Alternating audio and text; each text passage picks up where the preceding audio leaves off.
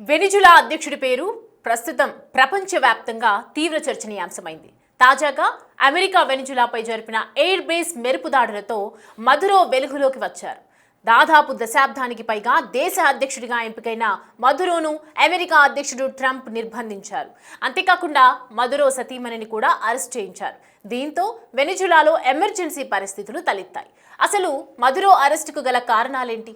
Nicolas Maduro అధ్యక్షుడిగా ఎలా ఎన్నికయ్యారు? సామాన్య కుటుంబంలో పుట్టిన మదురో దేశాధ్యక్షుడి స్థాయికి ఎలా ఎదిగారు?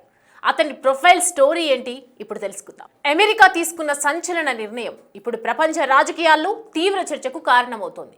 దాదాపు 12 ఏళ్లుగా వెనిజులా అధ్యక్షుడిగా కొనసాగుతున్న నికోలస్ మదురోను అమెరికా నిర్బంధించడంతో అంతర్జాతీయ వేదికపై ఉత్కంఠ నెలకొంది.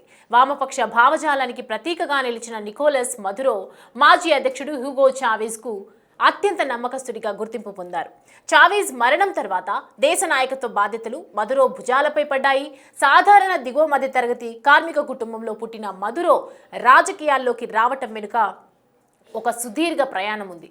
1962లో వెనిజులా రాజధాని కారకాస్లో జన్మించిన ఆయన తండ్రి కార్మిక ఉద్యమ నేతగా ఉన్నారు. 1999లో చావేజ్ వెనిజులా అధ్యక్షుడిగా బాధ్యతలు స్వీకరించిన తర్వాత మదురో రాజకీయ జీవితం ఒక్కసారిగా మలుపు తిరిగింది. ఆయనకు కీలక పదవులు దక్కాయి. నేషనల్ అసెంబ్లీ స్పీకర్ గా, విదేశాంగ మంత్రిగా పనిచేస్తూ చావేజ్ ప్రభుత్వంలో కీలక పాత్ర పోషించారు.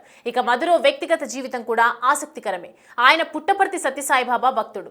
తన కార్యాలయంలో సాయిబాబా పెద్ద చిత్రపటాన్ని ఉంచుతారు. 2005లో విదేశాంగ మంత్రిగా భారత్ కు వచ్చినప్పుడు పుట్టపర్తి ప్రశాంతి నిలయాన్ని సందర్శించి సాయిబాబాను ప్రత్యేకంగా కలిశారు. 2013లో క్యాన్సర్తో చావేజ్ మరణించడంతో నికోలస్ మదురో తాత్కాలిక అధ్యక్షుడిగా బాధ్యతలు స్వీకరించారు. అదే ఏడాది జరిగిన ఎన్నికల్లో స్వల్ప మెజారిటీతో విజయం సాధించి పూర్తిస్థాయి అధ్యక్షుడిగా ఎంపికయ్యారు. ఆ తర్వాత జరిగిన ఎన్నికల్లో కూడా అధికారాన్ని నిలబెట్టుకున్నారు. అయితే ఆ ఎన్నికలు పూర్తి స్వేచ్ఛాయుతం, పారదర్శకంగా జరగలేదని విపక్షాలు మాత్రమే కాకుండా అనేక దేశాలు కూడా తీవ్రంగా విమర్శించాయి.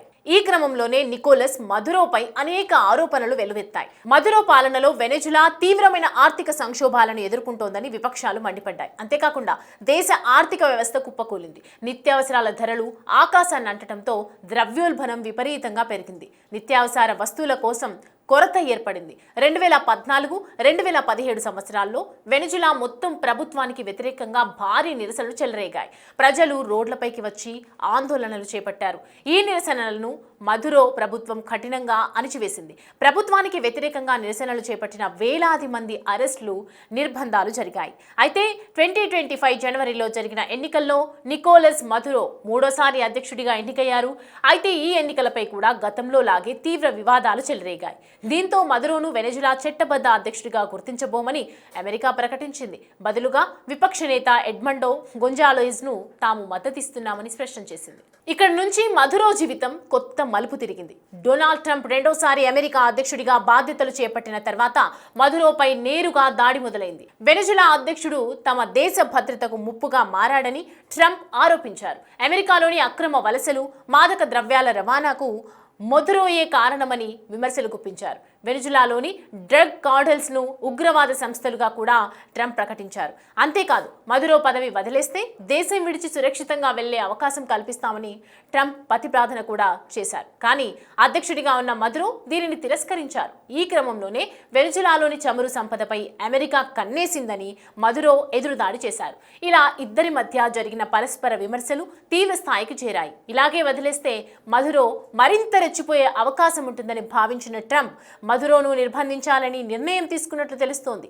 ఈ క్రమంలోనే వెనిజులాపై మెరుపు దాడులు చేసి నికోలస్ మదురోను, ఆయన సతీమణిని నిర్బంధించేలా ప్రణాళికలు చేశారు. ప్రస్తుతం మదురో, ఆయన భార్య సిలియా ఫోర్ను అమెరికా నిర్బంధించడంతో భవిష్యత్తు పరిణామాలపై ప్రపంచ వ్యాప్తంగా ఉత్కంఠ నెలకొంది. ఈ ఘటన 1989లో పనామాపై అమెరికా చేసిన దాడిని గుర్తు చేస్తోంది. అప్పట్లో పనామా అధ్యక్షుడు మాన్యుయల్ నోరిగాను అమెరికా అరెస్ట్ చేసింది. ప్రజాస్వామ్య విరుద్ధ పాలన, అవినీతి, డ్రగ్ మాఫియాతో సంబంధాలు ఉన్నాయన్న ఆరోపణలతో నోరిగాను జైలుకు పంపింది. ఆయన చివరికి 2017లో జైలు జీవితం మధ్య మరణించారు. అదే తరహాలో ఇప్పుడు వెనిజులా అధ్యక్షుడు మదురో విషయంలో కూడా అమెరికా తన ఆధిపత్య రాజకీయాలను అమలు చేయాలనుకుంటుందా? లాటిన్ అమెరికాపై మరోసారి తన ప్రభావాన్ని చూపించాలనుకుంటుందా అన్న ప్రశ్నలు ఇప్పుడు ప్రపంచాన్ని ఆలోచింపజేస్తున్నాయి. మరి వెనిజులా అధ్యక్షుడి నిర్బంధం తాత్కాలికమేనా, లేక శాశ్వతంగా మదురోకు చెక్ పెడతారా అన్నది వేచి చూడాలి.